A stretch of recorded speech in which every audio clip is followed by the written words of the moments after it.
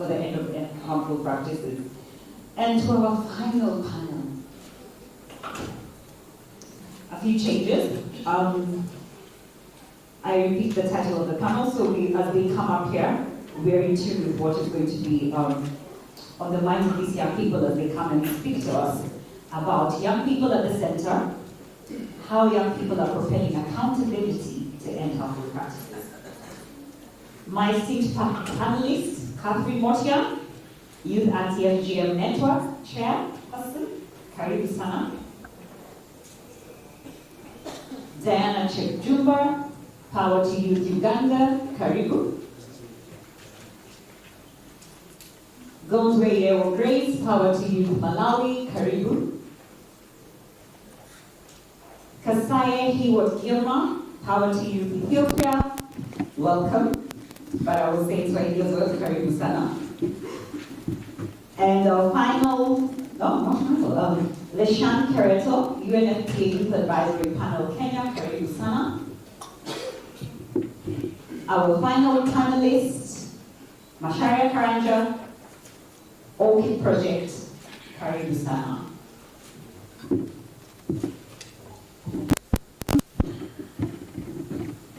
Macharia, we are waiting on you. Thank you. And our very able moderator, Donna Ayona, Head of Community Implementation, Amrefel Africa, karibu. Over to you. Thank you very much. And good afternoon. 4 minutes to afternoon. Good morning, everybody. Are you excited? We're almost there. Awesome, awesome. So, allow me to say that I'm so privileged to be sitting here with multi-country youth advocates, youth experts, youth leaders to culminate this session. And yes, this session is about how young people are propelling accountability to end harmful practices. And we've had discussions since yesterday, robust discussions around progress towards elimination of FGM. That was in Kenya. Our children reminding us that they exist, and the discussions that they had about the SDGs. And since this is their day, we also want to let them know what we are doing as youth as well.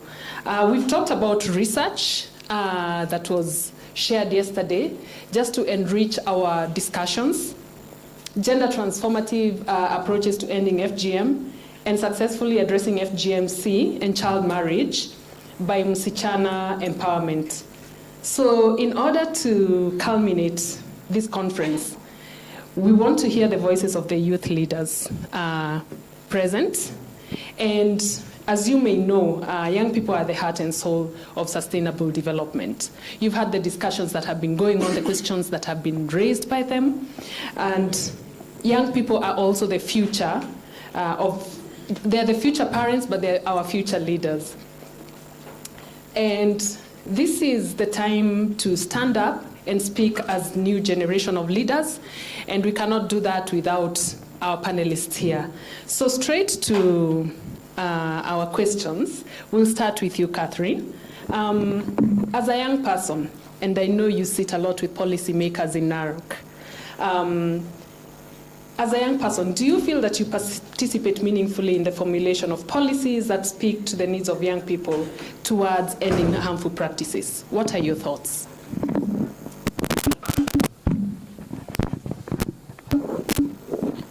Thank you, Donna. Good afternoon. Good afternoon, everybody. Tumekunywa chai. So I'm Catherine Motian, the National Chairperson for Youth Anti-FGM Network Kenya. People will ask, what is Youth Anti-FGM Network Kenya? So it's a movement of young people across 22 hotspot counties where FGM is rampant. So the movement started way back in 2019, where the young people came together and decided it's time for them to end the harmful practices. As we all know, 75% of the population of Kenya are young people. We are talking about 36.7 million. And out of this percentage, 32.5 live in the rural country. And that is where the 22 hotspot counties are. Other than that, I also serve at an organization known as Unfpa Africa, which is based in Narok County.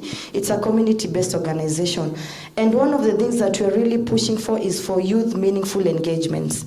As we know, the National Policy for Eradication of FGM, which was launched in 2019, came up with structures whereby we were to have anti-FGM steering committees at the county level, which was cascading to the constituency level. And one of the things that we're pushing for is to have young people sitting in these committees, both at the county level, both at the sub-county levels, to be part of those decisions that are being made that are critical. I'm sure we are all saying nothing for us without us.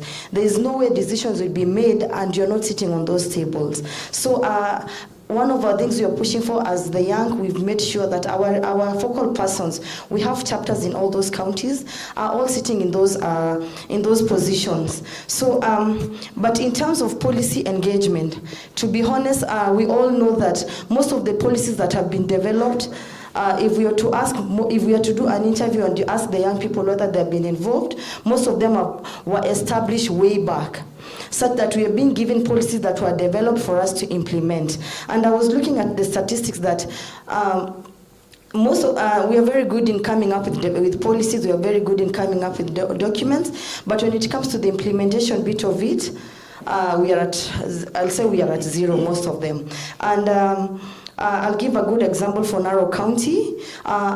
Through my organization, Unfpa Africa, we've been spearheading the development of the Narok County policy on female genital eradication of FGM. And I'll say that different policies have been developed at Narok County. We have the gender policy, and I'll say young people are not involved. Just the other days when we had to push for young people to sit on the gender policy, but you also said we need to change this narrative. Of course, out there they're saying vijana wanajulikana kupiga kelele, but for us we are changing that narrative where we are saying we are moving from making noise to voices and impact. And by so doing, I took the initiative to spearhead the development of this policy. And I'll say coming up with a policy is not cheap, it's very expensive, Donna. If you don't have resources, like for the policy I'm talking about, the gender policy, the organization that was spearheading used around 60 million to have that policy. It took them 10 years in Narok. And for us, we didn't have the resources, but I said I'll start this initiative and ensure that we can change the narrative and the youth can see that they can also lead for something. You can also lead something positive. And right now I'm happy to say that we started the process in June last year, and today the policy is ready. We have the final draft, which is awaiting the governor's signature, and we'll be launching it the end of this month. But also, for us to begin that process, we had to convince the stakeholders because they did not believe in the process. How can youth, small organizations which are grassroots being led by young people, lead this process? You know, we have been pushing to have young people sitting in these decision makings. They still don't believe in young people can do something meaningful. And being the chairperson at the national level, I had to lead by process. I come from Narok County. I had to show that young people can also do something meaningful. And that is where we started that initiative. And right now, I'm happy to say in Kisii County, the Equality Now is supporting the development of the FGM policy, which was being spearheaded by the State Department. But we also had a conversation with the team in Kisii, and right now the young people we have a few grassroots organizations which are being led by young people who are also part of spearheading that process. So one thing I'll add the young people, nobody will give you a platform, basically. This world is where we are right now is very competitive. So if we sit down and wait for people to provide for us opportunities, platforms, nobody will do that. It's for us to come out of our comfort zone and tujitume basically. Nobody will provide for you a table. Ukiona meza imejaa leta kiti.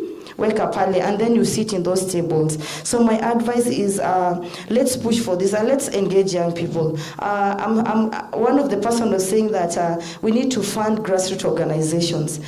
For us to be able to come up to push for that policy, we had most of the partners were not willing to support the organization because it's a small organization, and they could not see how can a small youth-led organization push for a policy that is at the county level. But we also had partners who also believed in developing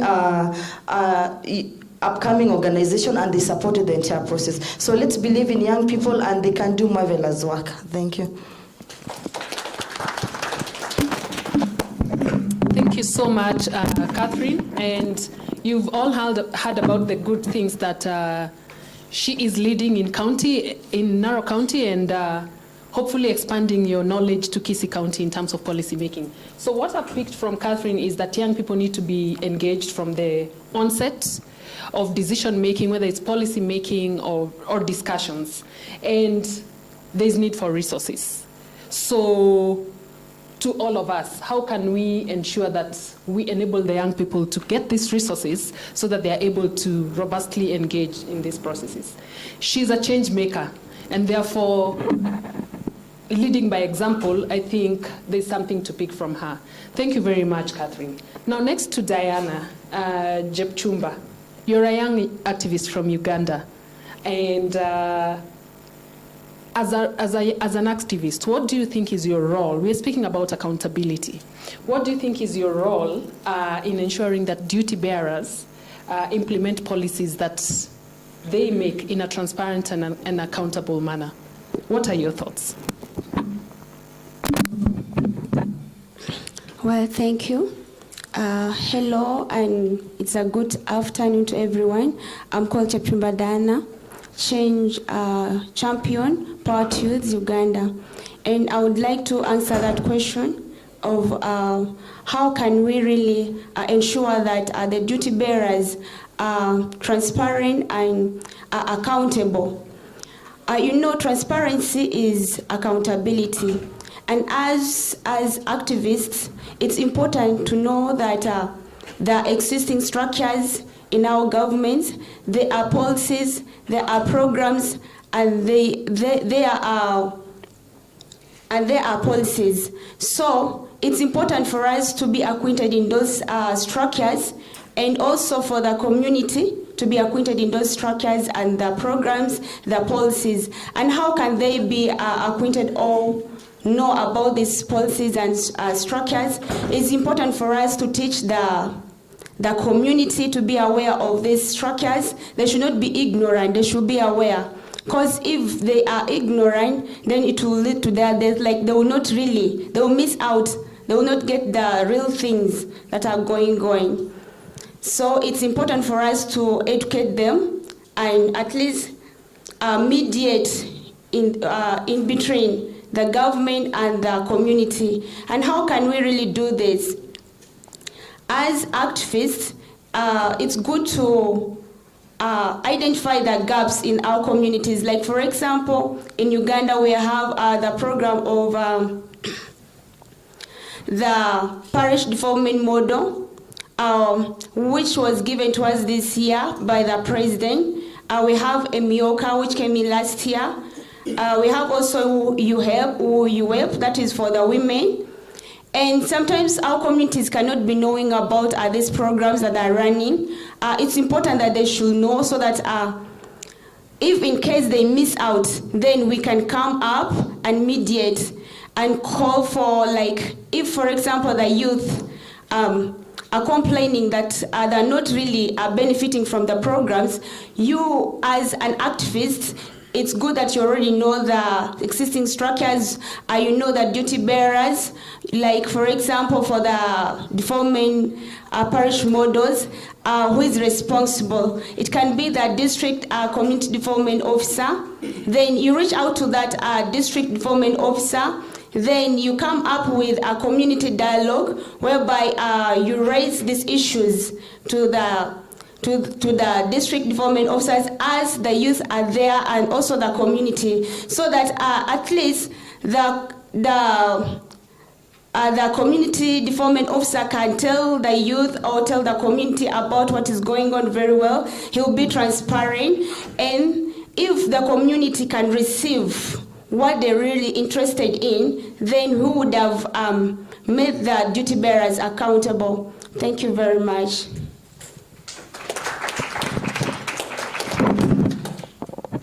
Thank you so much, Diana.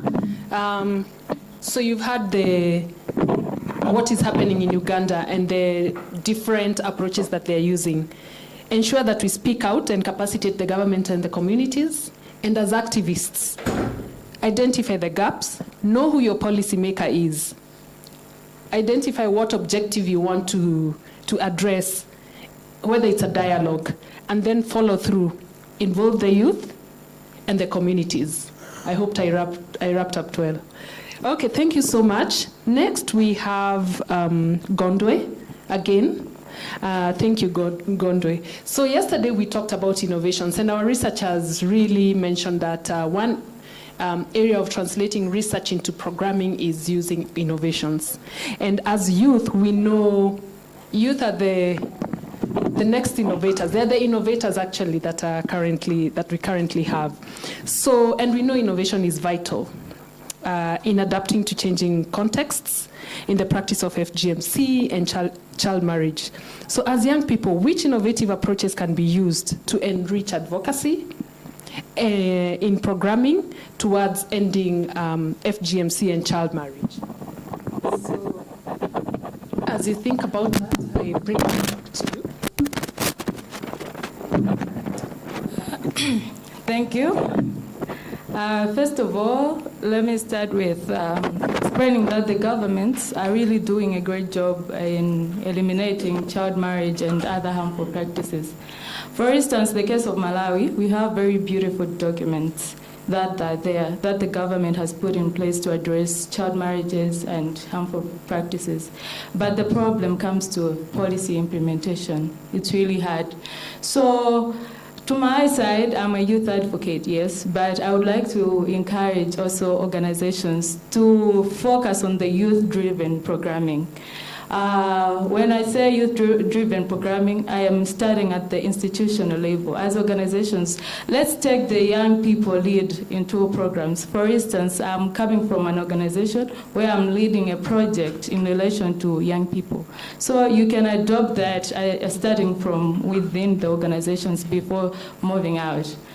Coming on to innovations that need to be there in order to address these issues, I think one of the challenges that brings back advocacy around eliminating harmful practices is that the communities are not really aware of the laws and the policies that are there.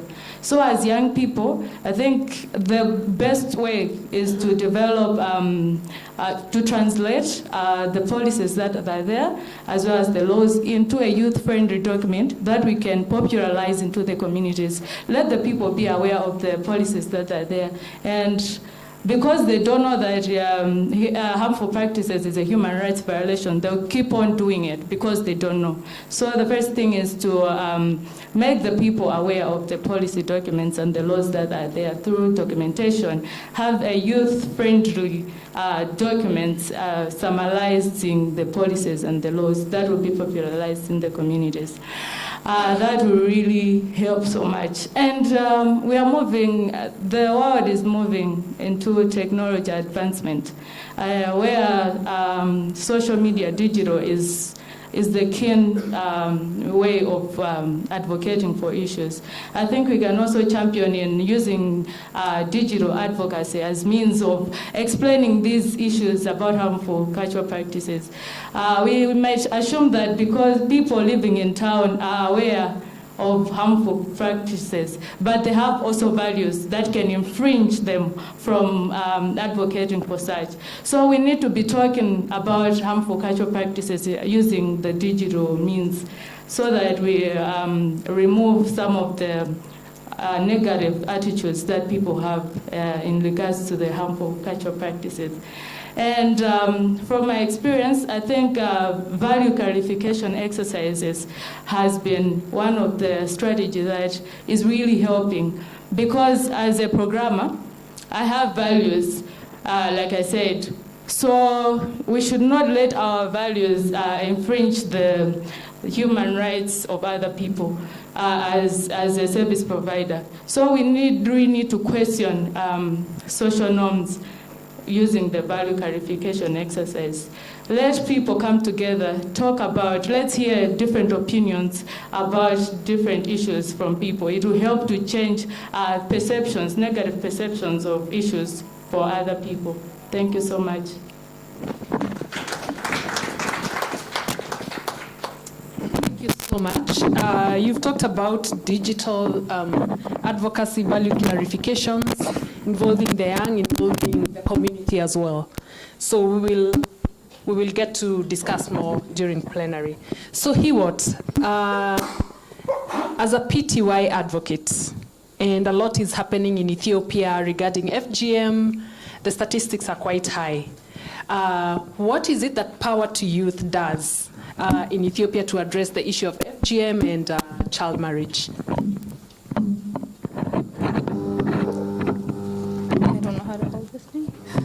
Thank you, Donna. Hello, everyone. Hi, my name is Youth Consortium. I'm from Ethiopia. Thank you so much for having me here.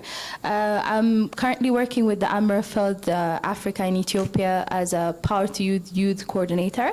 I used to work with Unfpa as a volunteer for the past 3.5 years before I joined as a staff.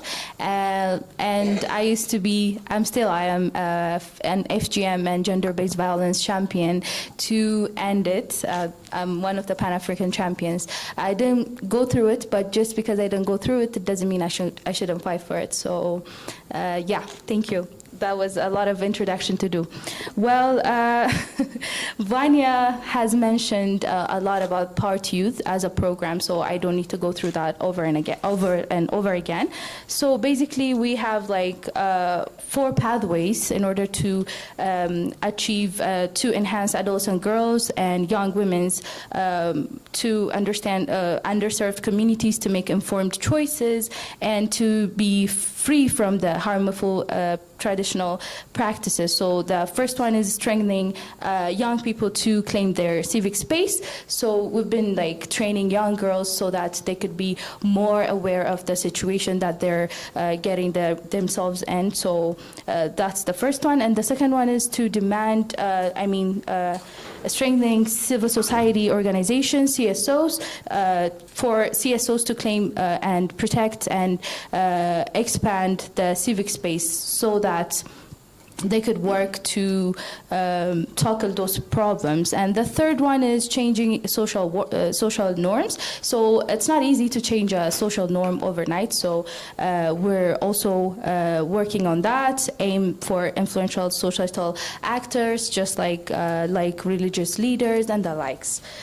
So the fourth one is improving policies and policy implementation to protect adolescent girls and young women from the effects of the harmful traditional practices. So to mention something about the current situation of Ethiopia, the minimum legal age of marriage in Ethiopia is 18 years. It's stated by the law, but believe it or not, 58% of women were married before their 18th birthday. So you can see the numbers are really high. And also when we talk about the violence against women remains a major challenge still. We're facing a huge problem. According to EDHA's 2016, among women aged 15 to 49, 23% experienced physical violence. Can you imagine? And 10% have experienced sexual violence. So the numbers are really high. And 34% ever married women, aged 15 to 49, have experienced spousal, physical, sexual, or emotional violence. So also FGM is really high. I don't want to go through that because the numbers are really high, same as unintended pregnancy. So that's why we needed to be active on implementing Power to Youth. So currently, what we were doing in Ethiopia was the first one is to establish and empower young people, right? So since P2I is adolescent and youth-focused program, adolescent girls and young people are the positive contributors to processors of change. So what we were doing was we established youth interest groups and youth clubs and involved the youth through trainings and providing materials and supplies in P2I projects. So we formed like 30 to 40 members in each of the teams. So we have established 25 youth groups and only in Amhara region. So with different profiles, we have females, males, urban, and from young people from urban and rural areas, and adolescents and people with disabilities as well. So we've been giving them trainings on club management, leadership, SRHR, SGBV, FGM, and the likes. And also we're trying to engage men and boys as well. So post-training assessments were also given, so we can see that they have kind of great knowledge now, because in order to make them advocate for that issue, they need to be trained and they need to know about the issues well, right? So that's what we were doing. So the second thing that we did was setting up accountability system through a social accountability committee. So we call them SAC. So we formed that. P2I program works to see an accountable and responsive system to communities who stand against the practice of harmful practices. So we formed those committees as well. And the third one is working with different societal actors, like I've mentioned earlier. So without engaging the religious leaders, without engaging different societal actors, we can't really make a progress. So that's what we're doing. We held different open discussions, panel discussions, workshops so far, so that we can bring the change that we want. And to bring a progressive social norms change, to promote youth rights, like I've mentioned, we came across different workshops. And the fourth one is my friends from different countries also mentioned meaningful youth engagement. It's really important. So meaningful youth engagement, regarding that, we have Amref Youth Council members in different regions. You guys call them counties, but we call them regions. So FGM, unintended pregnancy, these harmful practices are really prevalent in 3 regions, basically in Somali, Afar, and Amhara regions. So P2I, we're implementing the P2I program in Afar and Amhara regions, so that they're really prevalent. So we're trying to meaningfully youth engagement, to engage youth meaningfully in those areas by making them if we talk about the designing process, the Amref Youth Council was named as Amref Youth Advisory Parliament back in the day, so some of my group members were included in the design phase. So you can see that it was really youth-friendly, and we were part of the designing process, so we could say that we were engaged. But just because we're engaged at the design phase doesn't mean that we should be left behind in the different processes. So we are also the implementers of the program. So that's what we were trying to do. And recently, we are also working with the media. For example, in Amhara region, they are working with the media, so that since it's purely an advocacy program, we need to take the agendas, we need to push the agendas forward. So we're also working with the media. And also, recently in Amhara region, 22 child marriages were cancelled in one district. So, yeah, that's a pretty good accomplishment, I would say, through the Social Accountability Committee that I told you about. So, thank you. I'm done.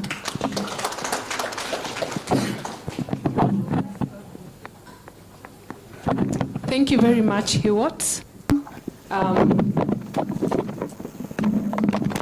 So we've heard from Kenya, we've heard from Uganda, from Malawi, and Ethiopia of the different approaches that they're doing. So what I got from HEWOT that stood up, and I don't think has been discussed a lot, is working with the media, which is very, very important. And the media is like our conduit to passing this information and all these discussions that we are having. And also the Social Accountability Committee, forming this committee is very important as well. Making the young people change makers. And statistically, when you're talking, I don't know, your population is 80 million? More than 80 million. So I did some quick math. If 15% are married before they're 18 years, we're talking about around 1.5 million children married off.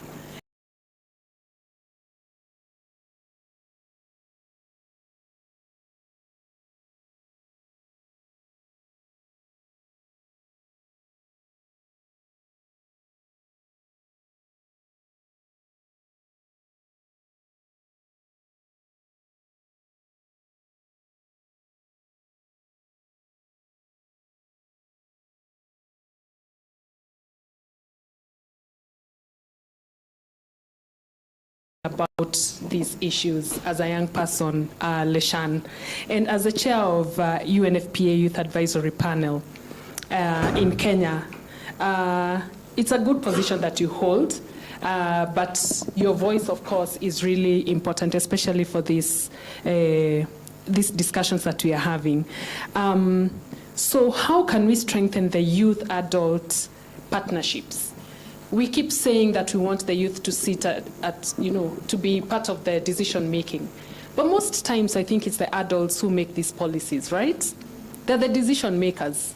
So then how then do we strengthen the partnerships between the young and the adults and ensure that the ideas and experiences of the youth and the young people are integrated into the program design while building, the skills and their strengths as well? Yeah, thank you so much. My name is Leshan Kireto. As you've been told, I'm the chairperson of the UNFPA Youth Advisory Panel. It's a panel of champions across the country who are advising the country office on how to make sure that the programs that they are doing are in tandem with the needs of young people. Alongside that, I come from Narok County. I'm the founder of Tarito Africa, a community-based organization doing amazing work in Narok County. Apart from that, and now globally, I serve as the Undersecretary for Resource Mobilizations and Partnerships at the Global Youth Consortium against Fgm. I think that is enough for an introduction. If I continue, Ismail will be mad at me. Yes, there are several other positions that we serve in our capacity, also as a student leader. But I would like to really tap into the conversation today, youth-adult partnerships. I think that is a really great conversation, especially right now, as we are having the question of, are the youth doing enough? And that question was asked yesterday, and I wasn't sure whether to appreciate the little we've done, or should I say that there's so much to be done. As a person, I feel we have not yet done much. Because one is because of the derailed youth and adult partnerships. I think we are facing a generation that is, despite everything that has been said, we have one of the most smartest generation ever that has ever been seen in the face of the earth. This is the smartest generation. We have young people doing amazing work, and if you interacted enough, you will see young people in Silicon Valley working along with Elon Musk and the likes of Bill Gates, Jeff Bezos. We have young people doing amazing work out there. We have young people in great innovations on climate change, great innovations on online trading, online writing, people who are earning money from their rooms. I think we are having one of the smartest generations. And why we are not tapping into that is because of the derailed youth and adult partnership. I think we have the numbers. 1 in every 6 people is a young person. We have the numbers of talking about 1.2 billion. And I normally I love to tease around and say, currently we need $1.4 billion to end FGM by 2030. And we have 1.2 billion young people. Do the math. But how much do we need from every young person to end FGM? Only $1. But what is the gap? We don't have a movement to convince them to remove that $1. How? Because young people and adults have a rift. One, because what is happening? Who is doing the FGM? It's the adults, the young people. The perpetrators, look at the perpetrators, how many are they?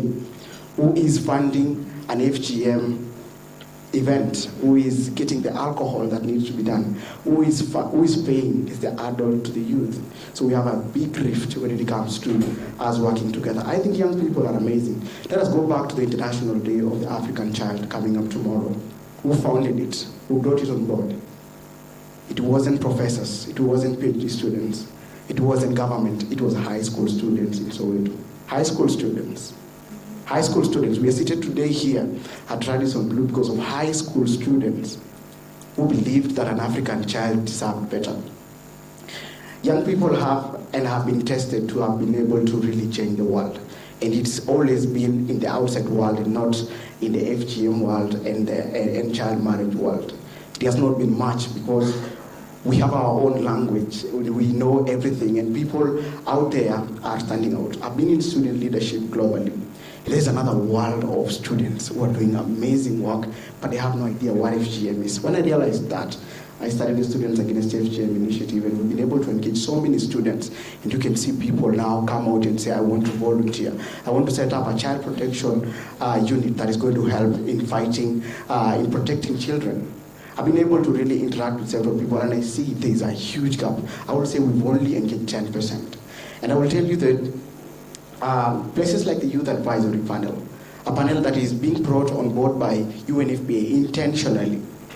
It's from Unfpa, and then they engage young people, empower them, capacity building, then go ahead and support them and watch them from the back as they implement the activities that they're doing. Last year we were able to have a conversation in Senegal for the Global Roundtable Youth Conference, and we came up with a Global Youth Consortium against FGM that now I serve on partnerships and resource mobilizations. We've been able to see young people implementing on zero budget, people changing different places on maternal health. You will reach at camps and there is zero maternal death. Who is leading those young people? But nobody wants to talk about that. I think there is a conversation that we need to have to be able to change this. We need to eliminate tokenism. We need to eliminate ageism. We need to be part of the conversation. Otherwise, even if the adults do amazing work, it will never be sustainable. In 2050, we'll be talking about doubling of the amount of young people that we have right now. We will be adults by then. Can you handle the double the number? If you will be an adult and you are the minister, can you handle the doubling cases of FGM that will be there by then? I think it's a conversation that we really need to have. And yesterday we were really launching the ICPD 25 Youth Coalition at Safari Park. That is where the question was, are youth doing enough? Young people are coming up from different sectors, and I think everyone standing here, one of the greatest achievements you can do before you retire, bring another person. In politics, in church, everywhere, numbers are required. We cannot change the world without the numbers.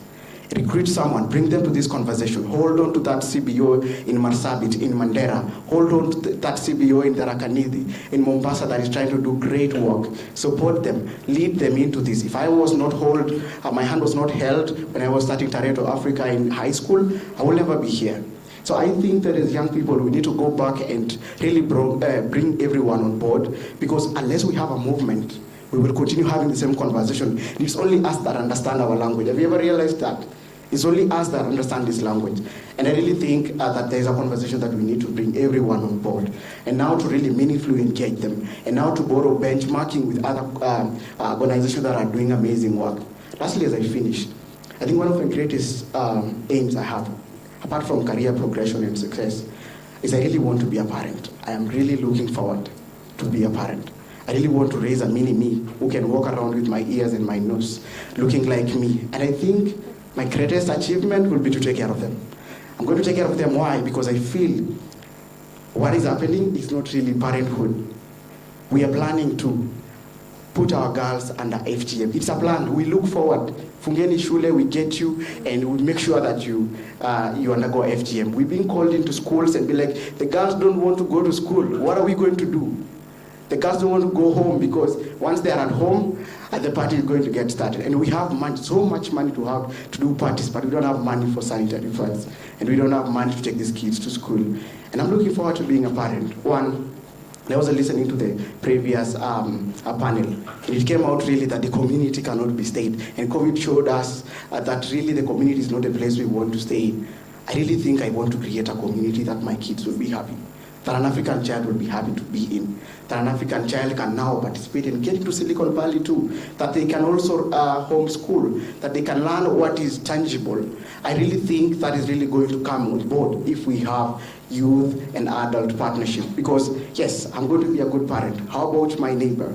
How will they be? How about a medical doctor down there? They are going to do FGM on my kid. Why? Because even if I achieve it alone, in Ethiopia, if they don't achieve it, the Gambia, if they don't achieve it, then it's going to be a cross-border FGM. It's going to go into other countries.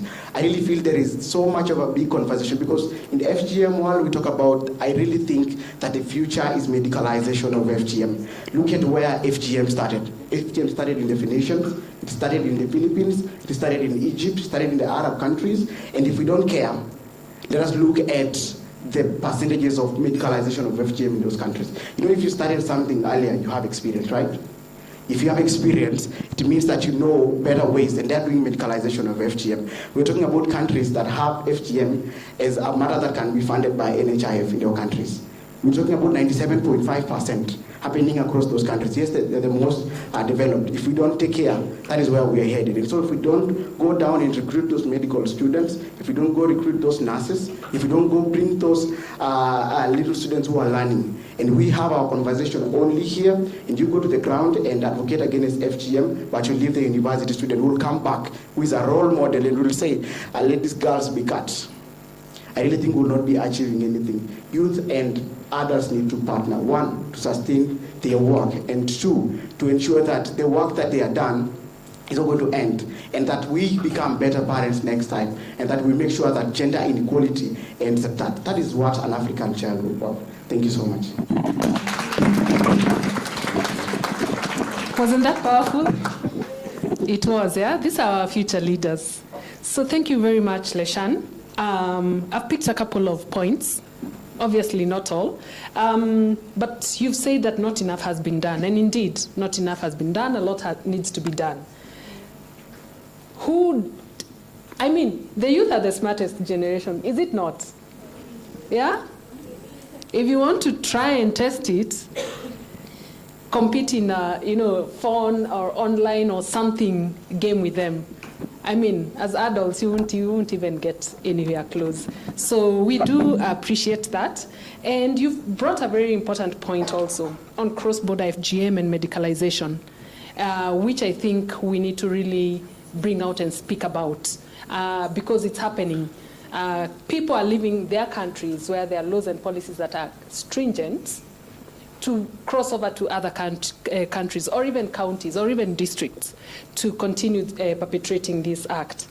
And you've called on adults to listen because adults need to work together with the youth. So they need to listen to all these good innovations that you have. So thank you very much, Leshan, and we look forward to having questions to that. Now, our last panel, Masharia.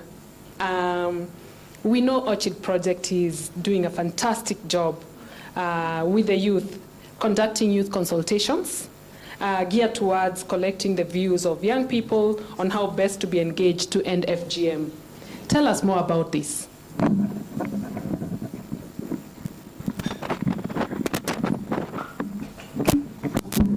Right. Thank you, Donna. As she said, my name is Masharia and I work for Orchid Project. Orchid Project is an organization that is working towards ending female genital cutting globally. So I'm the program manager, and when it comes to young people, I think by now the adults who are here, you will agree with me. The days of seeing young people as rebellious is over. Is it true? There's no way you can just sit down and look at your son, child, and daughter and say, "Oh, ni mtundu sana," okay, and that he or she cannot make a decision. Having said that, when it comes to ending FGC, it is very critical that young people are involved. And as Orchid Project, we've realized one thing, that tokenistic involvement of young people should not be there at all. We have to involve young people at all stages when it comes to ending FGC. We have involved young people in terms of making sure that they do make decisions on how programming should be. And I'm speaking towards, as ORCID project, we have 4 key thematic approaches. There is partnering, partnering with the community organization, grassroots organization, because we know they are very powerful. So as ORCID project, we are an enabler of those communities to make sure that they end FGC. And also we are talking about sharing. We are known to organize for platforms where we bring activists, organizations, and other stakeholders who are working towards ending FGC to come together and share best practices, experiences, gaps, and challenges, and at the end of the day, how do we end FGC? So this time round, we are planning to have a knowledge sharing workshop. One is going to be in Kenya, whereby we will bring young people together. Okay, and it is one of its kind from different partners, okay, from all the 22 hotspot counties, and they can be able to sit down, share those best practices, share the best solutions towards ending FGC. And one of the critical issues, as I think Leshan said, is on cross-border. And I think it is huge. Kenya is surrounded by almost 4 or 5 countries who are doing FGC. So it is the role of young people to come together and indicate how are we going to end FGC within ourselves, within the country, and also within cross borders.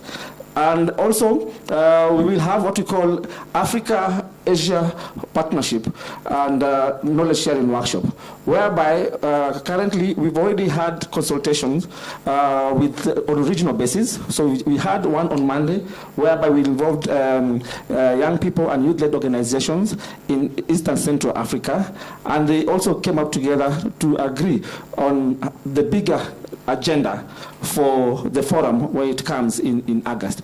We will have one for West Africa as well, because we also believe that Africa is not only made of Eastern Central, but also on West African young people as well.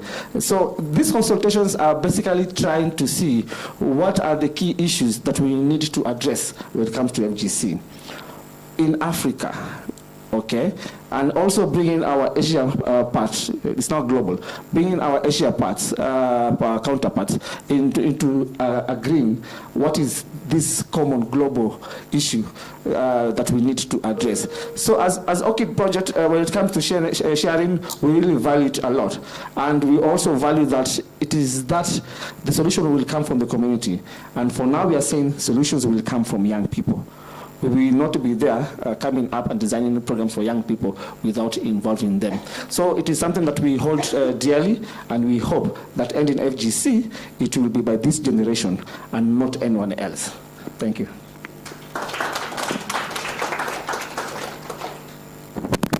Thank you very much, Masharia, and that's a good job you're doing out there. Are we invited?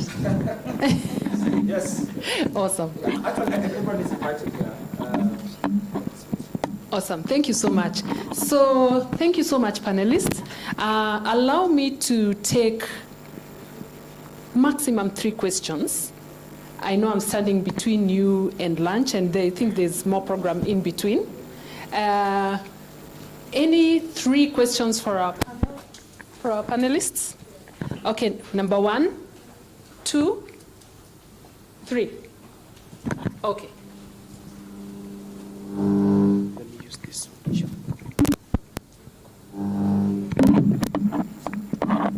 Number 1 is about.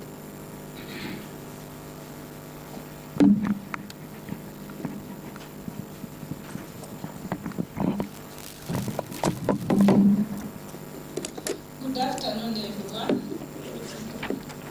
Thank you very much. My question goes to the panel there. I think in general, because you are all representing youth. As much as we are talking about female genital mutilation, we also have another, I may call it a pandemic, teenage pregnancy. And unfortunately, I foresee it causing a lot of poverty in this rural community, because where I come from, we have even girls who have as far as 3 kids by the time they are done with Form 4. And we get opportunity for them to go back to school, but they come up with second babies. So my question is, as youth, because you are the leaders, you are the future, what do you think can be done to address teenage pregnancy? Because honestly, we might be losing all that we have done if teenage pregnancy is not addressed. Thank you. Thank you. Can we get the second and third question, and then now we allow our panelists. Number 2 was, yeah. Thank you so much, great panelists. Mine is not a question but a comment, and I like the question that I started by asking the first panelist in terms of young people participating meaningfully. And what really went through my mind is a critical question that we need to ask ourselves, actually even before we start engaging the young people. And the first question is, do young people have access to information?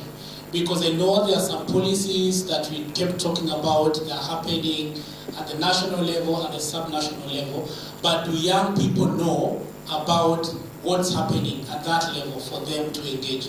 The second question will be, do they have the decision-making power? Such that we don't expect that they are engaging meaningfully if they don't have that power. The third one is that do they know how to voice their issues and concerns? So that by the time we are bringing them in, there is a concept that I like the most called the flower of participation. And I know one of the speakers talked about tokenism and things like those. We don't want to involve young people as flowers in meetings, that they are seen in meetings for us to talk about the participating attendance. So do they know how to voice their issues? And then the last one is, do they have the commitment? Because we could talk about meaningful youth participation, but we need to check the commitment of these young people, such that as actors, then we engage on 2 key things. One is capacity strengthening, based on where there are gaps. And then the second thing, we can have the capacity, but if we've not created an enabling environment for them to participate, it will become a barrier. So then we want to ask ourselves, how do we then create that enabling environment for the young people to participate? That is when we can start talking about meaningful participation of young people. Thank you so much. Thank you.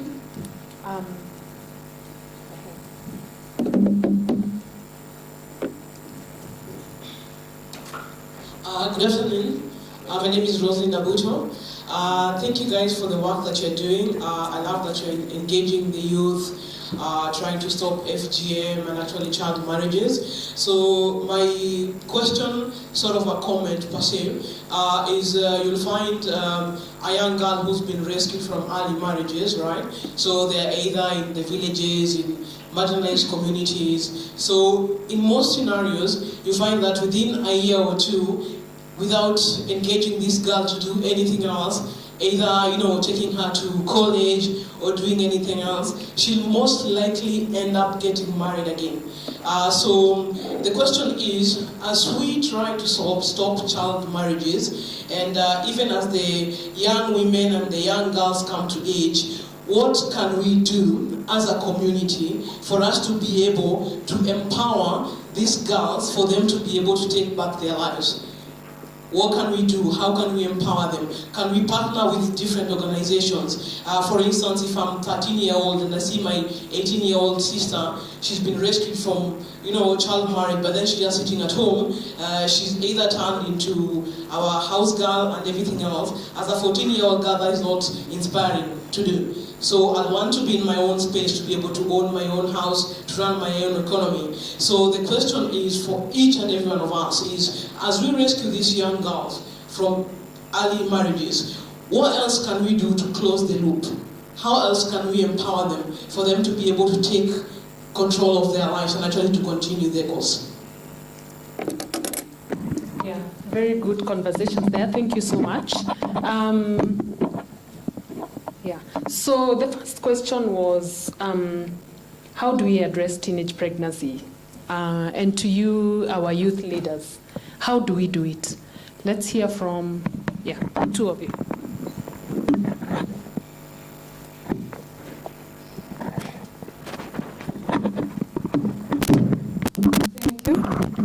How do we address teenage pregnancies?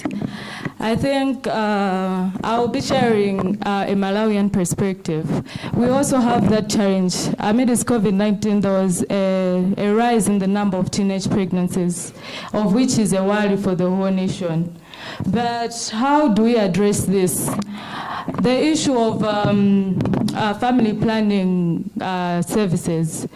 The government should be able to support the Ministry of Health, at least to have an increased budget allocation towards sexual reproductive health. Because in some instances in Malawi, we have frequent stockouts of services, which affects young people from accessing these services. They end up being pregnant.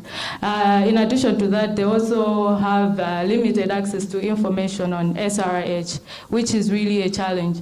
From Power to Youth, after training the young advocates, I've seen that they have been able to engage duty bearers, holding them accountable for the availability of the services. They were engaging healthy service providers on requesting, advocating for at least availability of youth-friendly healthy service corners where young people can be going and access, as well as the availability of the commodities.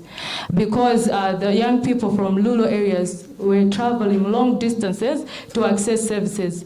And in the end, they fall lazy to move, walk long distance, so they just decide to have unprotected sex, and then they end up being pregnant. So I think the government should really find means of increasing allocations towards sexual reproductive health. And we cannot be relying so much on donor funded, because there are different issues coming up amidst COVID, issues to do with donor dropping out, providing service funding because of the wars. An example of the Russia-Ukraine war has led to donors pulling out in Malawi specifically.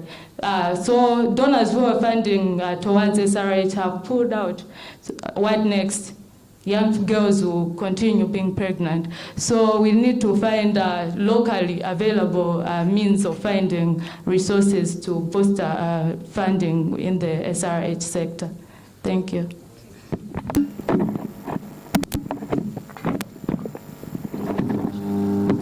Okay, but I can still add on what my friend Grace from Malawi said, how we can reduce the teenage pregnancies. Like, I can bring it from Uganda. In Uganda, we are doing a lot. Like, we have cited friendly corners in the hospitals or facilities, whereby these teenagers can come in. They discuss with counselors their problems, what they are facing. Like, for example, maybe has been raped, comes to the facility, discusses with the health counselor, and there she will be helped on how to handle the problem, and that will help her to not getting pregnant, because there they will give her the first like the medicine to reduce the emergency pills to remove what? To help her not to get pregnant. Then the other thing is we are also using the media. The other day we went to the radio and we were speaking to the teenagers, and how we were speaking to them, we were helping them to understand that after menstruation, you get pregnant. Because many of the teenagers do not even know that after menstruation, you can really get pregnant. So it is so important for them to know. They should be aware. Then the other thing is, after the COVID-19, in fact, the number of pregnancies was too high, and even today in Uganda, you find that in schools we have the pregnant women, the pregnant girls, and they're still going to school. So we established books before babies, whereby we're teaching others who had not gotten pregnant that it's good to first study before you get kids. So with that, thank you very much.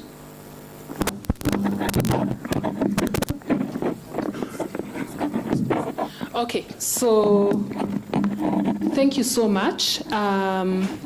I know Leshan wants to demonstrate something, so we're just waiting for something small. But yes, please. Yeah, please do. Thank you. I would like to react to the second comment by that gentleman, and I think it's a very valid comment that you made, and it is all about accessibility. For me, accessibility when it comes to young people, it is not only on information, but also on services. And yes, the greatest mistake we do as adults, governments, and national organization is to assume that young people, okay, will understand what you are saying. Okay, we have to make, first of all, deliberate attempt to draw those young people, okay, to the key issues that you want to address. You have to invest in them. And a perfect example is for those who have kids here, adolescents and so on. You are investing in their education. Okay, you might not be able to see results now, but once they grow up and they are of good manners, they are now contributing to different careers. You sit down and say, I am proud. Okay, I am proud of my son. I am proud of my daughter. Why? It's because you invested. So most governments always tend to think that investing in young people, it is very expensive because they're not seeing the impact there and then. But I would like to encourage that, investing in young people, first of all, you have to make deliberate attempt to bring them on board. You must cascade some of the information to their level, okay, so that they're able to understand. And a critical issue right now we need also to look at, if they are small or their children around us, or adolescent, I can see there are a number of them. If any adult will go and sit next to those children and ask them, what did you understand for the last 2 days? If they did not understand anything, we have failed. Why? Because most times we tend to use a lot of jargons, okay? And it involves them. We use a lot of scientific jargons and so on, and they're sitting there and they're looking at us and they're like, okay, are these people crazy? What are they talking about? Yeah. And even have you heard of City Hall conversations called by government to discuss budgets? Have you ever seen young people participating? They don't participate. Why? Because they go there, it is big words being used, and at some point they are also budgeting for education, which involves the kids and our children. They're also budgeting for services, which involves the young people, but it involves basically the adults who are contributing. And then they keep on saying, but we invite them, but they don't come. But look at the adverts in the newspaper. First of all, a young person will pass it, okay? Because they don't understand the message there. Two, is that the right channel to reach young people? Young people nowadays are not in newspapers. They are on phones. If you want to involve them, be innovative. Go to online. They will read and they will be like, oh, okay, so this is happening. Now, that's how you create interest. But don't sit down and say, this is the conventional way of doing things, and then young people are not participating. No, it's because you are not making deliberate attempt to bring them on board so that they can help you, come up with approaches and strategies. Because we are thinking about the future and not now. Okay? So that's how investment is done, looking about the future and not now. Let me cut you because of time. I know we want to continue these conversations, right? Yeah, but let me allow two more comments. So on the last comment where you ask how do we engage these girls that are being rescued from child marriage, a 13-year-old, what next for her? So basically, how do we empower these girls to have safe spaces? So one thing I'll say is that one of the things that you can give these girls are safe spaces by mentorship programs. And when I talk about mentorship program, I'm not looking into taking girls for a 1-week program and then after that to let them go. So basically what we've been doing at our own space, we've been mentoring girls for a period of 1 year. So every other month, we work closely with schools both primary and high schools, as also tertiary institutions, whereby we've been having programs, and we use this through partnership. We have partners who are working on school programs, to be precise, and they've been rolling out programs on mentorship girls. So we work with them when they're being trained on different topics, and after that, whenever they go home, we also monitor them basically for a period of 1 year. And what we've gone further doing is we've looked for role models, mentors who can walk a journey with these girls, and we've actually attached these girls to different mentors. So I remember we've been working closely with the Women Rep of Narok County, where she identified all the elite women in Narok County and who are doing marvelous work. And she actually identified different girls who are coming from, most of them in rescue homes and all that. And she attached every girl. You can have a mentor, maybe one person picks like 3 girls. You make sure every month you visit her in school, get to know her progress. And when she goes home, also go to her home and get to know who are her parents. And that has really worked. And also at Africa, we've provided a safe space for the girls. Other than the programs, we are doing a mental health for FGM survivors. And what we've done is we have a program called Scars to Stars, where we are working with these girls. They've gone through traumas, they've gone through several things. So we are giving them a safe space where they can be able to share their stories, to share their, just basically to speak it out. And so we've been having a training on emotional well-being, whereby we take them through a 3-day intense training, just as Ismail was saying. You shut down during that training, you have an opportunity. And where we've linked them to a therapist, whereby whenever you need somebody to talk to, they can always walk with you the journey. And we've created a network of survivors, be it FGM, be it child marriage, where you're able to have a comfortable space, and you've got people of the same caliber who have gone through and have been actually been able to talk to.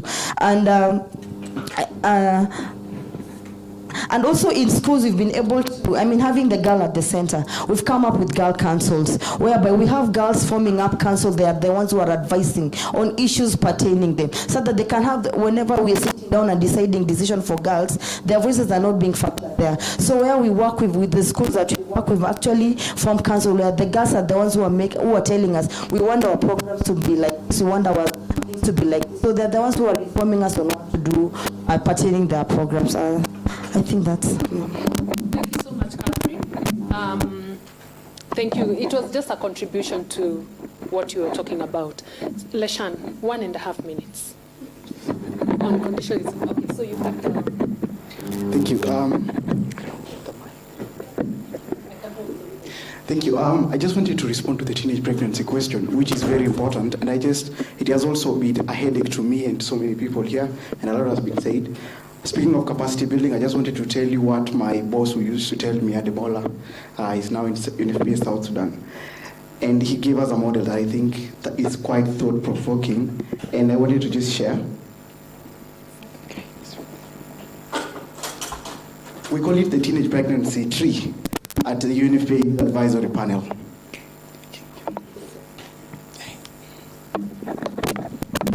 So as... Okay, I just want to ask a question. I know it's bad for us to ask families asking the opinion, because you've been asking us the whole time. Let me ask you a question. What causes teenage pregnancy?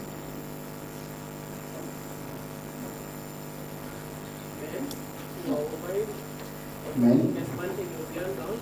Men who are overweight? Another answer, briefly? I don't have a lot of time. Yes? Ignorant, thank you. Another one? Yes? Poverty, thank you. Another one? Another question? Another answer? Yes? Permissiveness. And you? Peer pressure. Thank you, thank you. Same question Ademola asked us, and we were all wrong. I don't know whether you're wrong, but I think you're wrong. Thank you. So we have a tree. So these are the roots, and this is the tree leaves. So the question of what causes teenage pregnancy? What causes teenage pregnancy is sex. Come on, how many people are poor? Not all of them are pregnant right now. So many people are poor. Doesn't really mean that you're pregnant. If you don't have money in your pocket, doesn't mean you're pregnant. Otherwise, men will be pregnant because they're poor too, right? Some of them are poor. So what causes teenage pregnancy is teenage sex, okay? Teenage sex. So what causes, if you want to prevent pregnancy, what do you do? If it's sex, what is the opposite of sex? Not having sex, right? So you either have sex or you don't have sex. I'm very kind, but my boss used to be very harsh. He will tell you very true that no, you are wrong. You're very wrong. So if we, the next question you'll be asked is, are teenage girls having sex? Are they sexually active? So that's why we have teenage pregnancy. Otherwise, kids don't come from heaven, right? Yes. So the kids are having sex. Why are they not abstaining? Whose fault is this? Yes? Whose fault is this? Because I think parents raise you, right? They tell you when to start having sex. The church tells you when to, you don't have to have sex at this time and everything. So if they have failed, that's why we have teenage pregnancy, right? So we narrow down to this. And I just want to provoke, and don't quote me. I hope I'm not able to be quoted. If they are having sex, then what do we do if we don't want teenage pregnancy? What do we do? Teach them? Take them about sexuality. Well, the component of family planning comes in. I know this is a conversation we don't want to have, because I've been in so many schools and you are told if there is FP, take it out, because just say life skills. And unless we face this question face to face, I think we'll continue having teenage pregnancy, because the issue of sex is hormonal. It's not habit. It's not something that you can beat up someone to stop having sex, because we have pornography everywhere. We have young girls having access to phones, having access to activities on sex. So it's a big question, and I'm not saying that you quote me. I'm just asking that think about it. Think it from the root cause, because what you said was great. Thank you. We have the issue of ignorance. You will put it here. The issue of poverty, you will put it here. Transactional sex for parts, you will put it here. But the root is sex or no sex. Ask yourself that question. The moment we answer that question right, we'll have less teenage pregnancy. Thank you.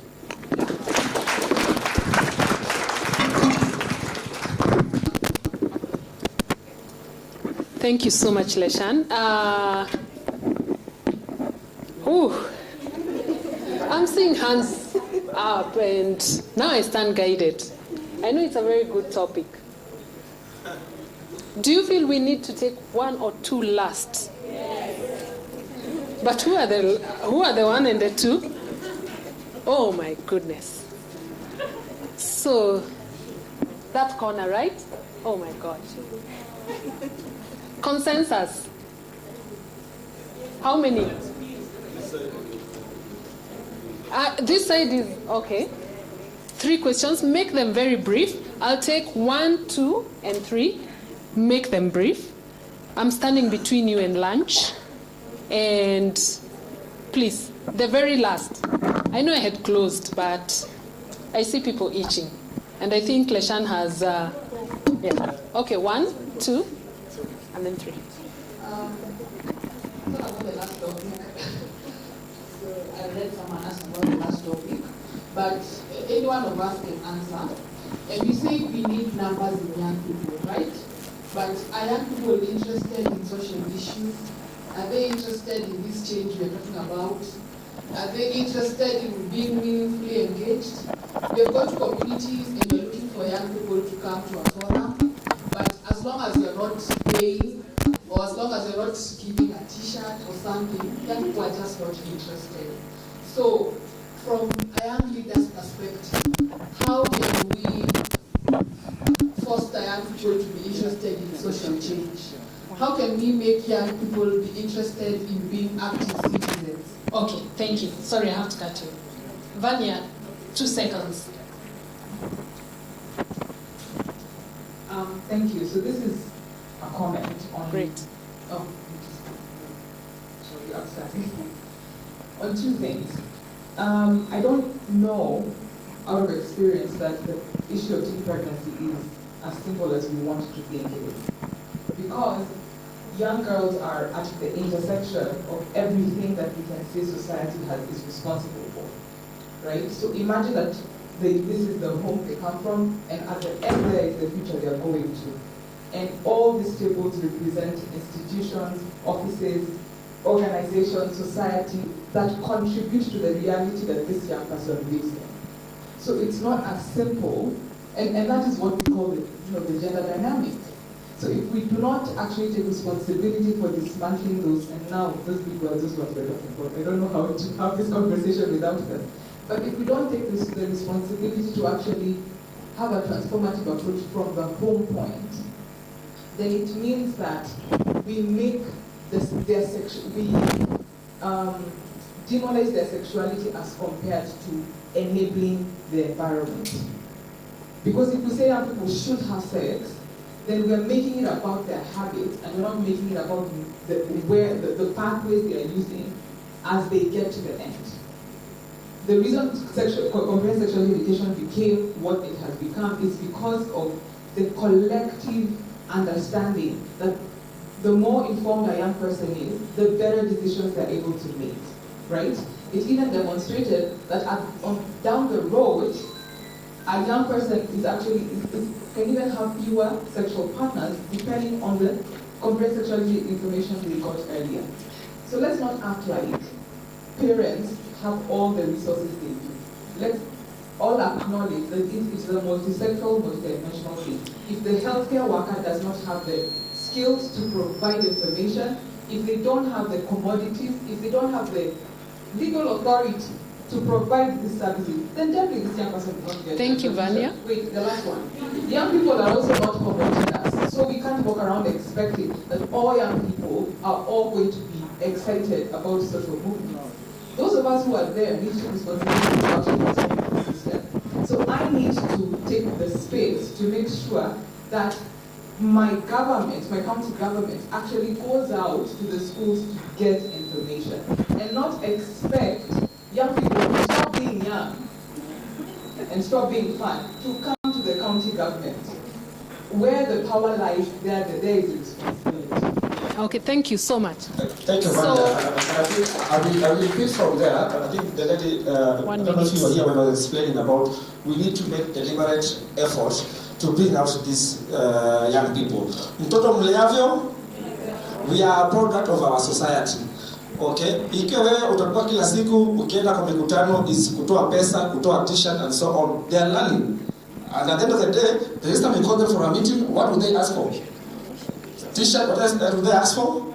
Money. Mtoto mleavyo ndivyo kwa. So we need to make deliberate effort to see and to educate these young people on the need to know that information is power. Thank you. Okay, but how do you move ahead from that?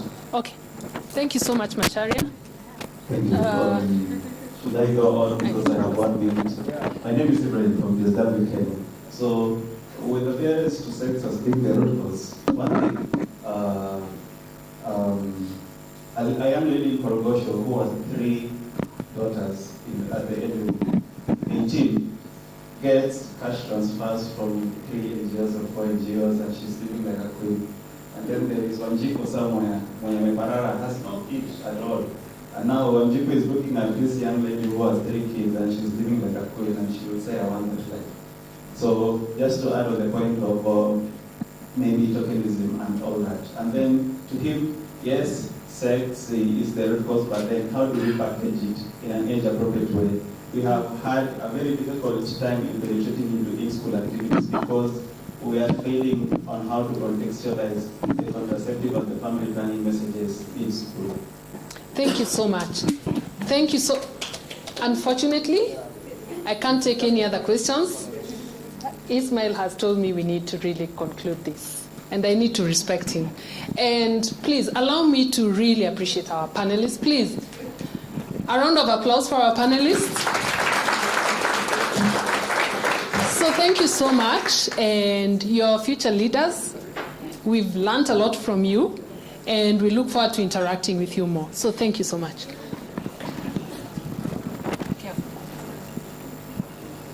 So over to you, Isma. Good afternoon. God is good and all the time. So I think we are coming to the culmination of our conference. And as usual, we will be doing a DAC 2022 statement. This is as a result of the contributions that have been made in this panel and the proposals. And so I want to call upon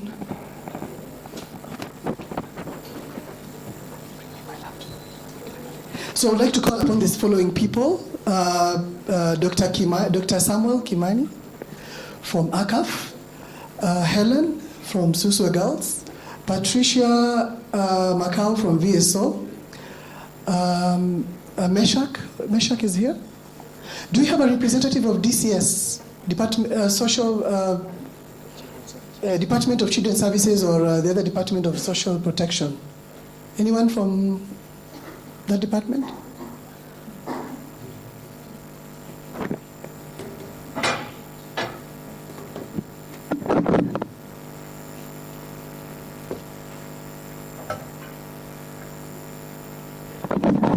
Also, Esther, please come on stage.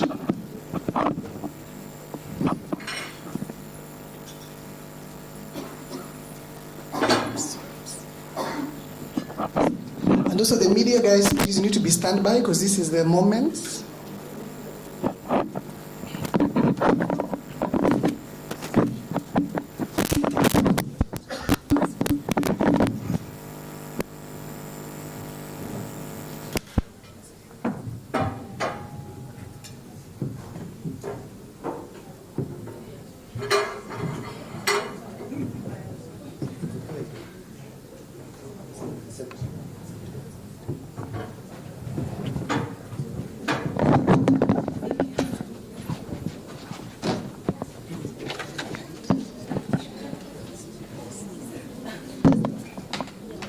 Oh, and Dennis Ratemo from TDH.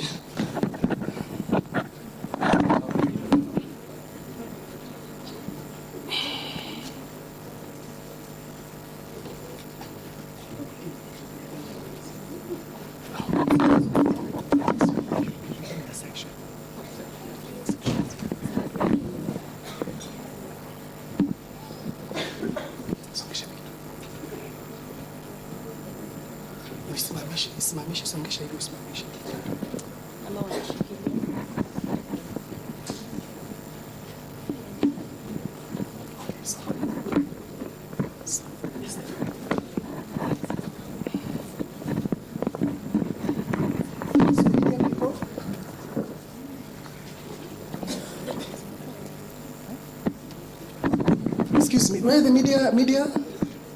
Anybody from the media here? Okay, so whenever you are ready, please let us know.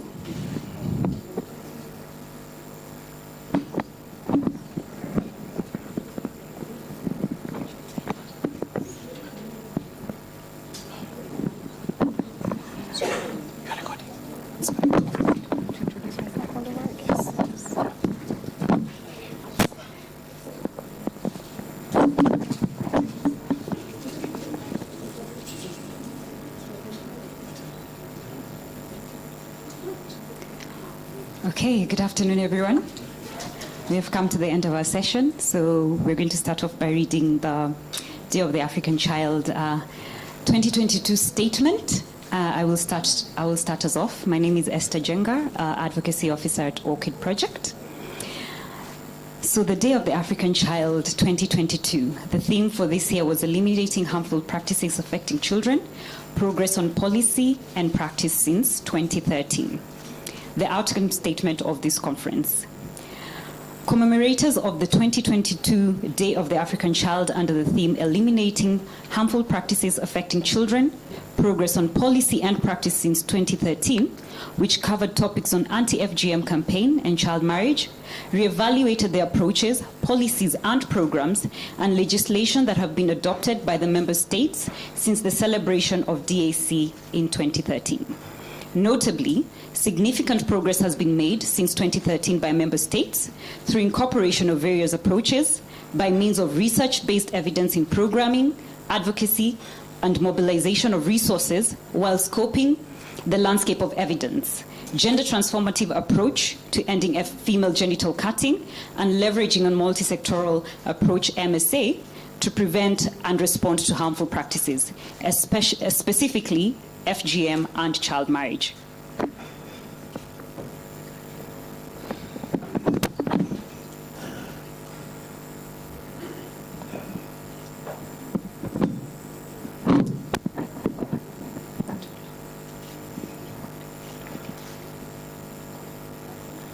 Hello everyone, my name is Helen Sholoi from Suswa Girls, and the CEO of Anti-FGM Board quoted these words: Ending harmful cultural practices is a collective responsibility. Let's all come together and protect our children from harmful cultural practices. The commemoration of the DAC, that is DAC, that is the Day of our African Child, 2022 presents an opportunity to take stock of what have been done with regards to the adoption of policies and practices and reflect on what more needs to be done to effectively eliminate harmful practices affecting children in Kenya. The DAC 2022 presents further an opportunity to review the status of harmful practices affecting children in Kenya by highlighting the issues that African children are facing in their daily lives due to the harmful practices and assesses where we are toward the protection and assistance of children who are at risk and victims of harmful practices in Kenya. These reviews and assessments aim to inform relevant stakeholders who are working in the area of children's rights on the continent in order to reinforce their efforts in addressing the obstacles related to harmful practices affecting children in Africa. As children, we are calling upon the government of Kenya, UN agencies, international organizations, NGOs, CSOs, and other relevant stakeholders to renew their ongoing engagements towards the protection and assistance of children affected by harmful practices through the organization of specific activities and programs to prevent, protect, and assist children who are at risk and victims of harmful practices in Africa. Our voices are better heard, and we can see our friends and sisters come speak about their stories back at home. We still need protection from the government and our families. We ask for a safe space at home to be able to speak and to be able to speak with our mothers and our fathers regarding issues that affect us, for us to thrive, because we are the leaders of today and tomorrow. Our voices need to be heard. Our participation must be considered. This is our day. Let's end FGM. Let's end child marriage. Kwani ni kesho.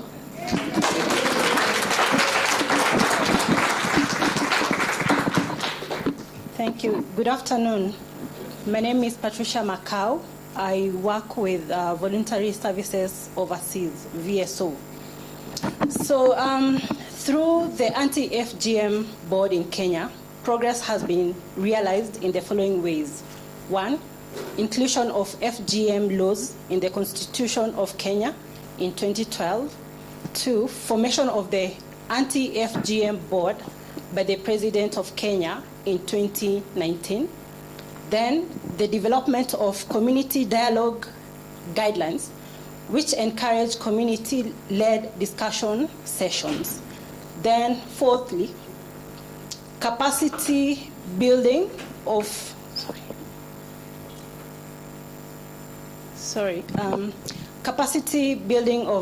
community to better understand FGM.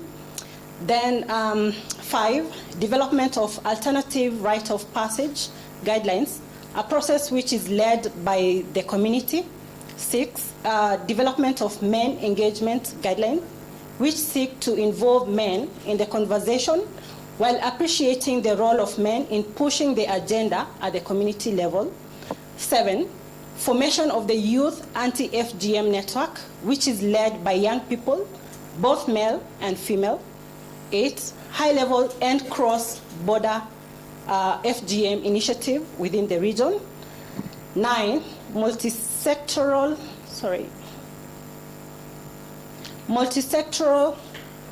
approach in incorporating partners and stakeholders in addressing various aspects of FGM at the community level. Thank you.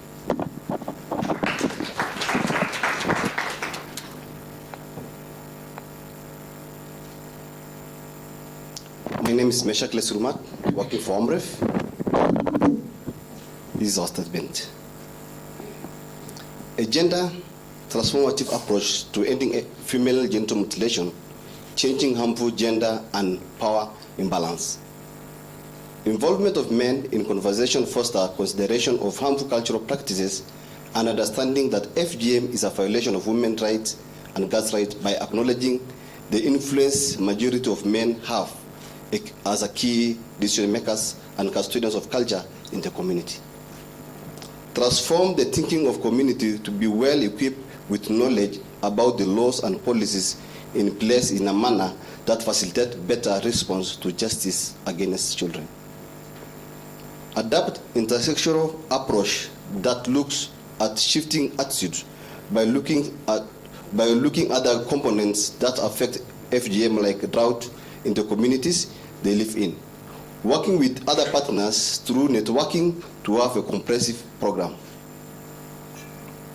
Capacity building of organization staff about unconscious bias while implementing programs and training communities. This is done through investing in the systems and structures that address harmful cultural practices while working with communities and creating change that is navigating through the system and actively leveraging on the power dynamics in the communities and institutions.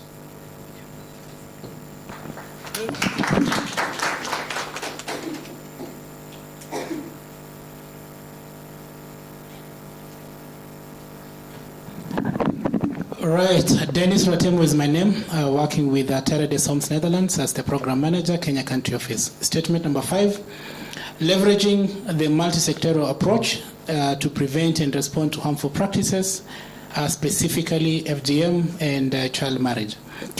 Strengthening coordination of the existing policy framework at the grassroots level by building synergies among stakeholders through a multi-sectoral approach. Developing costed action plans to aid in resource mobilization and fundraising. Onboarding of other actors, including justice system and law enforcement, in execution of the law and response to FGM and child marriage issues through capacity building. Introduction of programs such as Not My Daughter that focus on capacity building of mothers as primary caregivers of infants and toddlers in communities that practice harmful cultural practices, including FGM and marriage.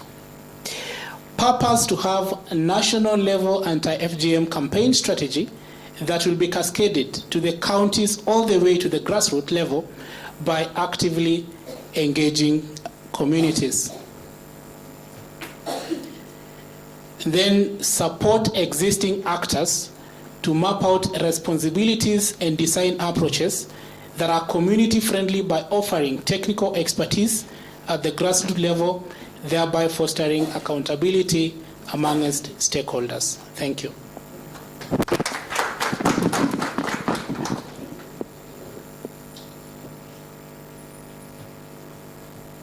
Good afternoon. I am Dr. Samuel Kimani. I work for ACAF and the University of Nairobi. These are the highlights in regard to evidence and how it can inform interventions against harmful practices. I read, preventing and responding to harmful cultural practices, FGM and child marriage in Kenya, scoping the landscape of evidence. Further to the role of evidence in informing programming and advocacy efforts towards ending FGM and child marriage, ensure contextualization of specific and effective programs through sharing of knowledge and learning from research that addresses interventions, strive to translate research-based evidence into policy, create, test, and implement standardized universal indicators that are informed by context-specific measures and demand at country level reporting, and how to bridge the critical evidence gaps among other emerging issues around research while investing in funding research through setting up our own research agenda and dictating resources towards generating evidence and the use of costed action plans to help counties solicit for money. Appreciate more the role of technologies such as social media that help with enactment of policies to reach a vast majority of young people. Lastly and not least, adopt alternative ways to developing evidence to include community-led research, ensuring there is community participation, and by working closely with the youth champions from the onset of conducting research for evidence has been developed, which ensures co-creating solutions with the community. Thank you very much.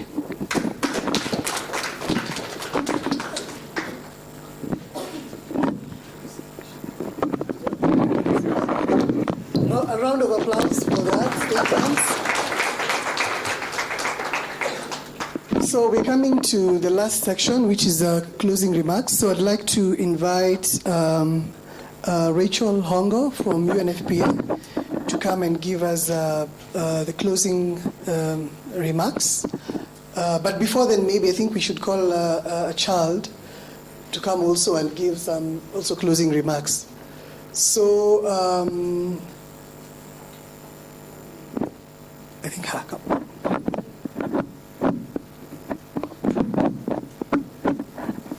Is Rachel in the room? All right, all right. Come, Rachel.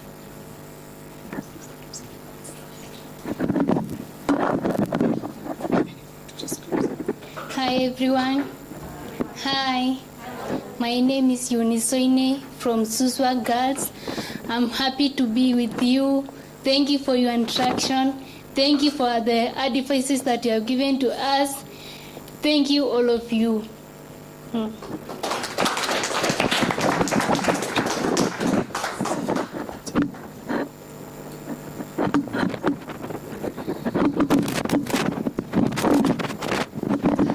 afternoon. Thank you very much for this opportunity. I was hoping that it would be a child giving us the closing remarks because this is their day. But I'll try as much as possible to sort of represent them.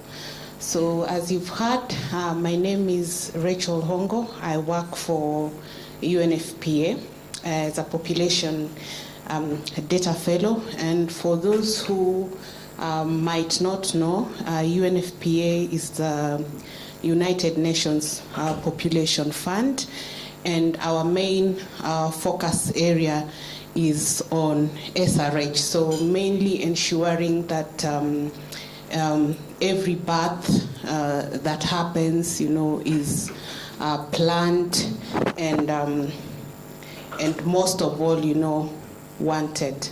So at UNFPA, we are getting into our new strategic plan, which will be ending in 2025. And the key among the things that we work on are 3 transformative results. So one of them is to ensure that we accelerate the reduction in unwanted maternal deaths.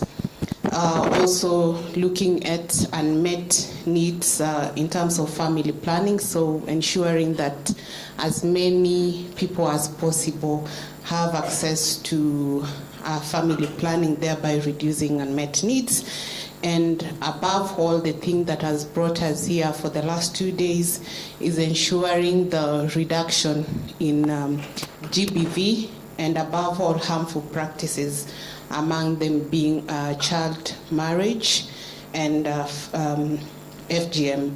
So as most of you may already be aware, we lead together with UNICEF the largest global program to end female genital mutilation. That's the joint program to end female genital mutilation. And so far we've done 3 phases of the program.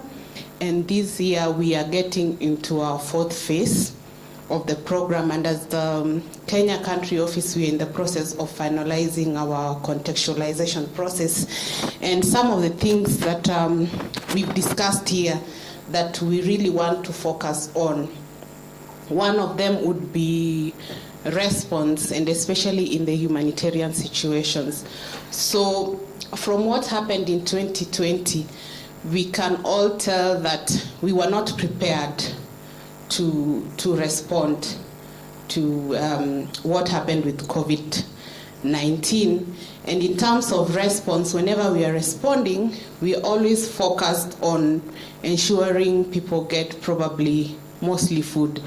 But what of the other things that are required, such as psychological support and also SRH support? So as a joint program going forward, that is one of the things that we need to look at.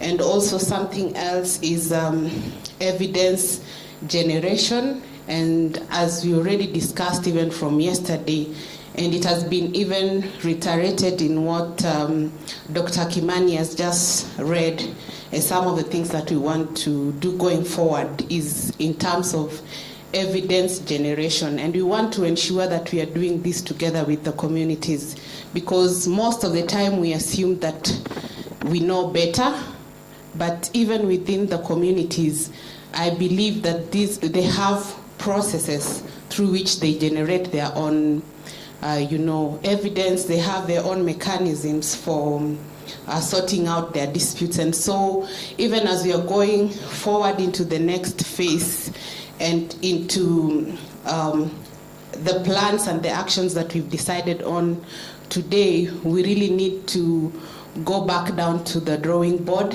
and not do things as usual, so that we make sure that by 2013 at least we meet our global agenda for reducing harmful practices. And then there's also something else that we want to also work on, that is strengthening partnerships.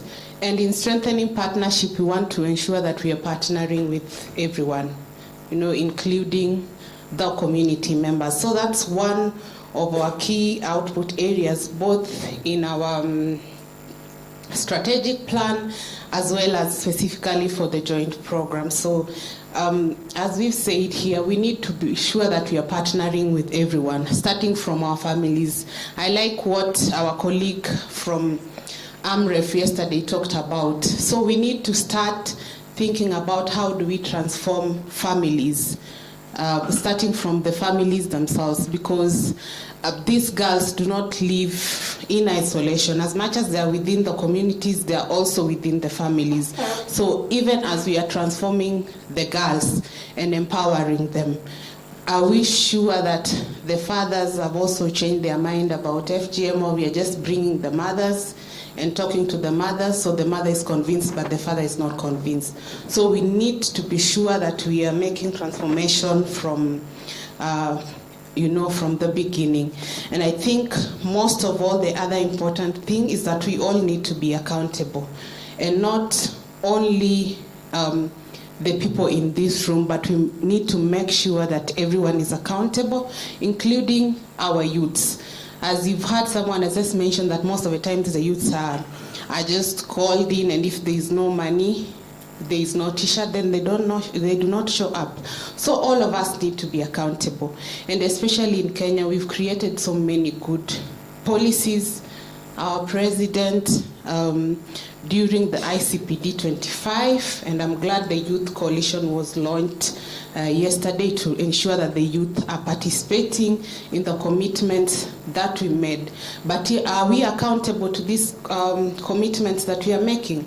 So all of us need to be accountable, and we also need to be sure that the communities that we are working with are also given an opportunity to be accountable, because they know these things and they know how to do it. So let's give each one a chance, and especially our young people, because we tend to assume a lot about children and they do not know things, but children know a lot and they can contribute to many things, including research, including accountability and our partnerships. So with those many remarks, I want to wish you all a good afternoon, and looking forward to your partnership. And just before I end, currently, as I've mentioned, we are transitioning to our 10th country program, and we are also looking for partners to work with.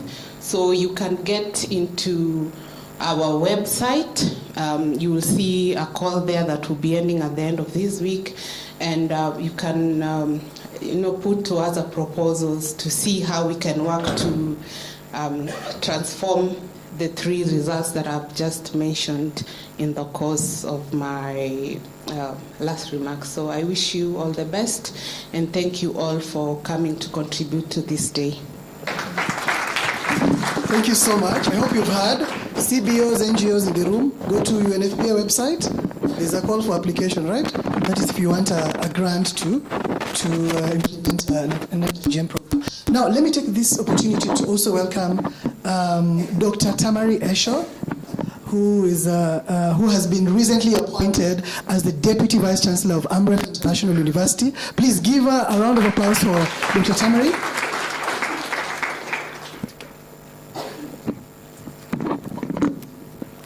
Thank you, Ismail. Yeah, thank you all. I really would want to start by thanking everyone that is here in the room, all the different stakeholders, relevant stakeholders in the field of harmful practices and SRHR that you've come from everywhere that you've come from in the different counties to be with us on in this conference of the Day of the African Child 2022. And of course, the theme was very relevant, looking at our progress with regard to eliminating harmful practices since 2013, how far we've come, and we've heard from the different presentations that we've made a lot of significant progress.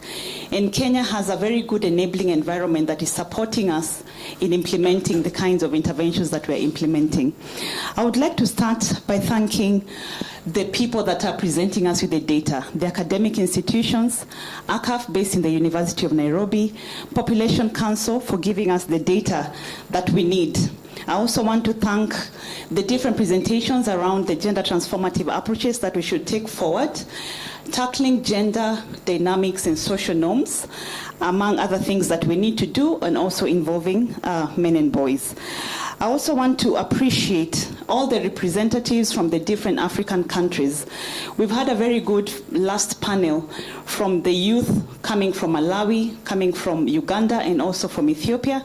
Thank you very much for coming and gracing our occasion, and even spicing up the conversations with the different contextual factors that you brought on the table. I want also to thank the organizers, led by Ismail from AMREF, and also Molen and the other people that have been involved in terms of making the logistics happen for all of us that have been here. And of course, Radisson Blu also for hosting us. I would like to also give them our appreciation. I want to also thank the Anti-FGM Board and the government of Kenya for providing us this opportunity. And last but not least, the children that have been here with us today and yesterday, and really to just see some of the impact of the work that we've been doing and what it's doing to our children as much as we are working to empower them and to support them to have expanded agency and choice and to be able to exercise their power and their rights. And we have seen clearly out of the things that the girls have been presenting that something positive is happening. And these are just the few that we managed to bring on board. There are very many in the counties where you're coming from Samburu Girls Foundation, for instance, who have really made it and have become role models. So really just to reiterate that the children have been the reason that we came here since yesterday, and we are happy that you've all supported us in terms of showing the kinds of things that you've been doing to ensure that we put the child at the center of all our interventions that we are doing. So really just to thank you all, appreciating your time that you've put, and even as you leave, you can go well until we meet next time. Thank you.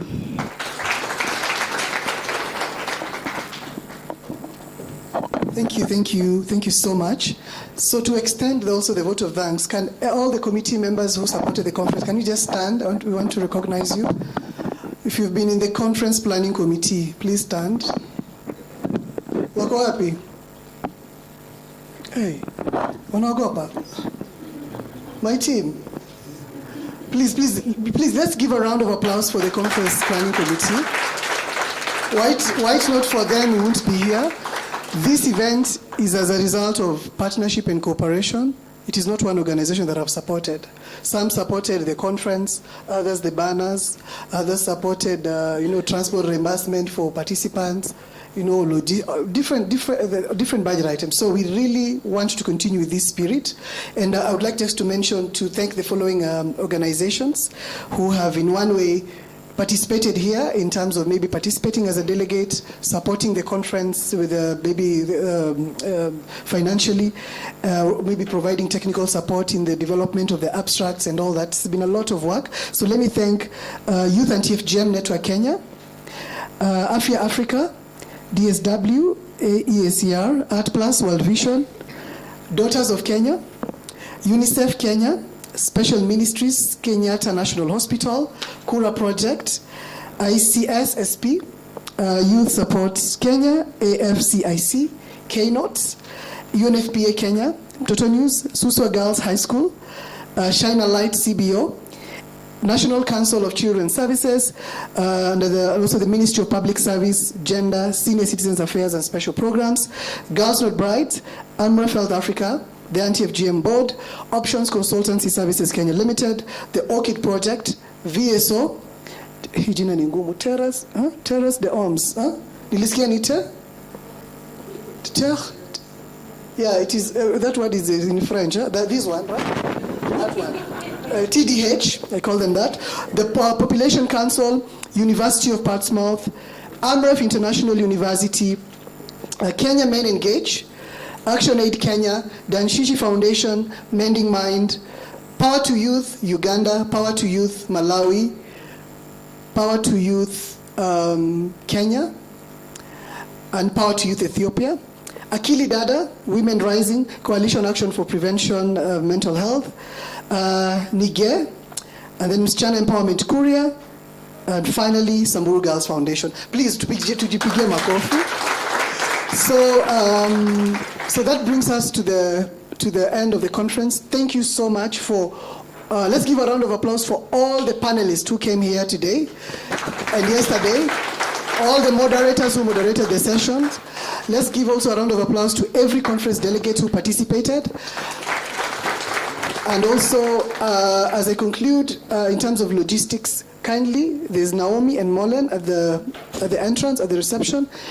Ensure you signed for 2 days, especially for the Nairobi delegates, so that you'll be able to reimburse your transport. The transport will be reimbursed via M-Pesa, probably after a few days. Nowadays, since COVID, we try to stay away from giving out cash. But anyway, so thank you so much. I think you'll get your coupons for lunch as you go out. So asanteni sana. God bless you.